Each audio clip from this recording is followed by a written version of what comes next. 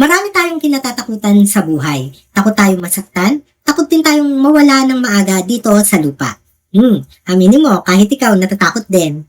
Pero hindi natin napapansin na halos araw-araw pa lang nating pinagkakatiwala yung buhay natin sa mga taong hindi man lang natin kilala o hindi man lang natin nakita.